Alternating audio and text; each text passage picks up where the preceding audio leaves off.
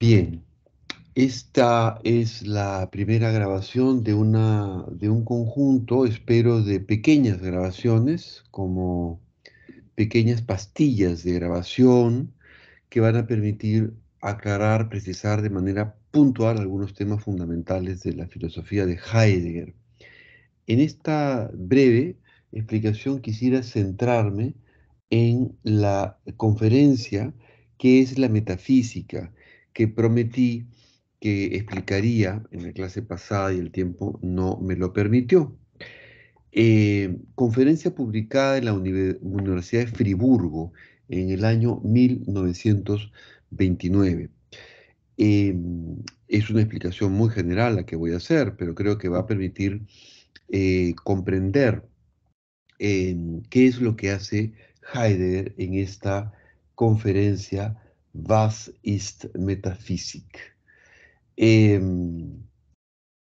Como dije brevemente, Heidegger al iniciar su texto dice, bueno, la estructura general de mi presentación será desarrollar una pregunta metafísica, elaborar después, elaborar la pregunta y responder a dicha pregunta. Y como les dije, la elaboración, perdón, la respuesta final a la pregunta, paradójicamente termina siendo una nueva pregunta.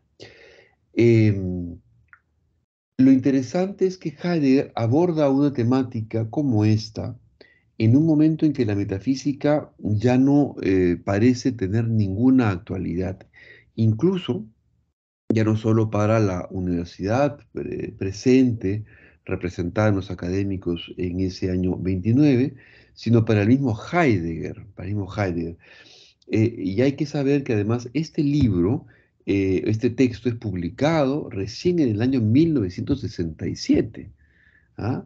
Heidegger muere en 1976, por lo tanto, considera Heidegger todavía en ese tiempo, año 67, que su conferencia del 29 tenía todavía vigencia.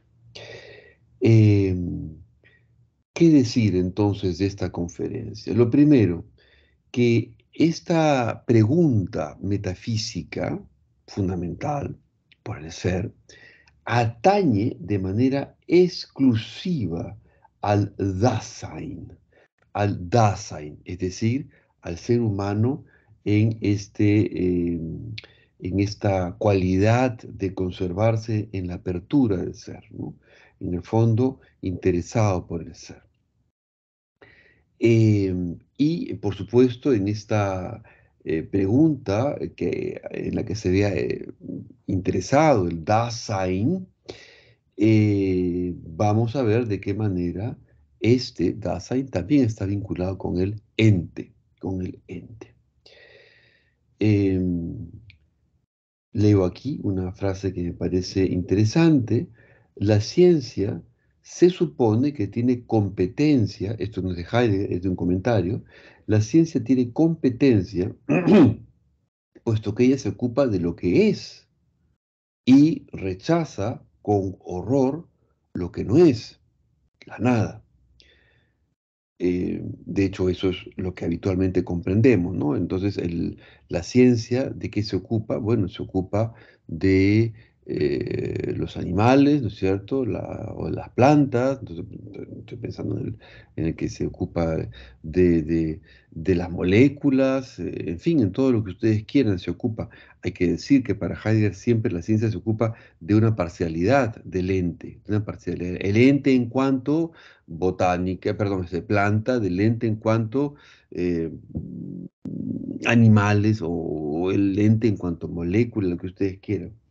Entonces, aparentemente la ciencia tiene esta competencia, ¿no? Por lo tanto, deja de lado la nada.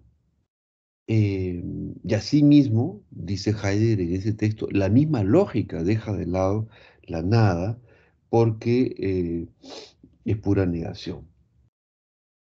Sin embargo, y eso es lo interesante de este texto, para Heidegger, la metafísica, esta metafísica que está desarrollando Heidegger, descubre lo que les comentaba en clase, a saber que la nada es anterior a la negación, que más bien funda.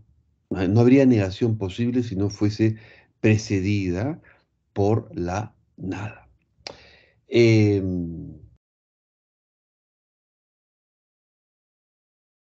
este sentido, entonces, se hace evidente eh, que el entendimiento. No, estoy un poco confundido aquí, por ir leyendo a la vez notas. Vamos a prescindir ahora de esto. Entonces, lo primero que hemos dicho es auditorio, ciencias, ¿no es cierto? Científicos, muy bien. La ciencia en general se ocupa del ente, del ente en cuanto a parcialidad. De hecho, es posible, pero claro, lo que hay que entender es que para Heidegger la nada es anterior a la negación. Em, la nada, por lo tanto, adquiere una dimensión más bien, como he dicho en varias oportunidades, positiva. ¿De acuerdo? Muy bien. Toda la primera parte del texto va a Heidegger a ir mostrando cómo hay que ir entrando en materia. Y la manera de entrar en materia es aquella en la que Heidegger dirá el ser, ¿no es cierto? El ente, no, la metafísica se ocupa del ser y de nada más. Cuando dice nada más, ya nos anuncia que esta nada viene adherida al ser, como lo dije en su momento. Eh, Ahora, para poder acceder a la nada, para poder descubrir la nada, para poder penetrar en ese sentido de la nada, no basta decir, ah, la nada no es. Porque es como que perdemos de vista. Entonces, claro, alguno de ustedes podría decir con razón, bueno, y ya pues no nos ocupemos de la nada, ¿qué sentido tiene ocuparse de la nada? Pero lo que ocurre es que la nada viene dada también, se nos da, ¿no es cierto? Por eso Heidegger intenta ver cómo es que podemos acceder a la nada. Y en ese texto, Heidegger descubrirá o nos mostrará que es a través de la tonalidad afectiva, Stimmung, de la angustia, que llegamos a la nada, ¿no? Entonces, en la segunda parte de su texto, cuando elabora la pregunta por la nada, va a mostrar primero, bueno, cómo se han equivocado las ciencias, finalmente, porque se ocupa de una parcialidad, cómo se equivoca también la lógica, en el fondo se equivoca, bueno, no uso la palabra se equivoca, pero evidentemente por ahí va la cosa, y Heidegger nos remite a esta experiencia fundamental de la nada. Eh, ¿Qué es entonces esta posibilidad de la angustia? La angustia es delante de una indeterminación, digo yo, recogiendo a Heidegger. Se experimenta que la angustia oprime en el sentido de que la tonalidad afectiva hace aparecer un retroceso del ente en su conjunto, constituye su carácter resbaladizo. Es como si por más que quisiese sujetar, contener, coger, agarrar la totalidad del ente, no puedo, no puedo. Eh, Porque claro, la totalidad del ente, porque no se olviden que Heidegger efectivamente habla del ente, ¿cierto? Pero Heidegger ha tratado de ir más lejos en esta preocupación por el ente y ha tratado de preguntarse por el ser del ente. Y eso es lo que hace que Heidegger diga, no, no, no, pero ahí hay un carácter resbaladizo, porque el ente finalmente, sobre todo cuando hablamos del ente como totalidad, no se puede agarrar, no se puede sostener. Evidentemente nuestro deseo y nuestra ansiedad nos hace querer sujetarnos de algo y sujetarlo, ¿no? Pero no podemos, no podemos. Esa tonalidad afectiva nos ubica de una manera singular con respecto al ente. En la angustia no ocurre otra cosa que la nada. Entonces, lo que nos muestra Heidegger es que por la angustia se llega a la nada, por la tonalidad fundamental de la angustia, nos hemos encontrado este historial, ¿no? Así lo llama Heidegger, en el cual se realiza el Dasein, el ser humano, la realidad humana, el Dasein, se realiza de esa manera. La nada nos revela allí y a partir de allí debemos preguntarnos por hacernos esta gran pregunta. ¿Qué puede decirse de la nada? ¿Qué puede decirse de la nada? Ese es el final de la segunda parte de Heidegger, una vez que hace toda esta elaboración, mostrando que la nada puede ser objeto, bueno, objeto de alguna manera, del preguntar. La pregunta, ¿qué puede decirse la nada? Es un nuevo problema. Fíjese que cada nueva pregunta de Heidegger, desde el inicio de su texto hace preguntas, pero cada nueva pregunta termina siendo más una oportunidad para profundizar en un cuestionamiento.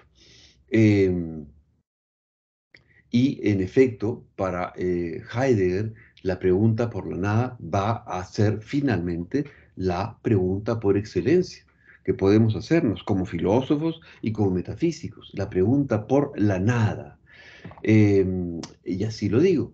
Lo interesante está, y eso es lo que nos descubre Heidegger, en que el preguntar no es un preguntar aséptico, ¿no? Como cuando nos ponemos guantes para tratar a un paciente.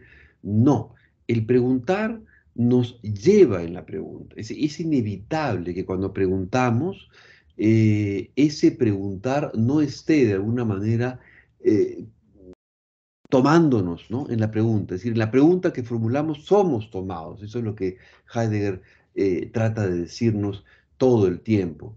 Entonces, cuando se es tomado, ¿no? Cuando, por la propia pregunta, aparece una relación.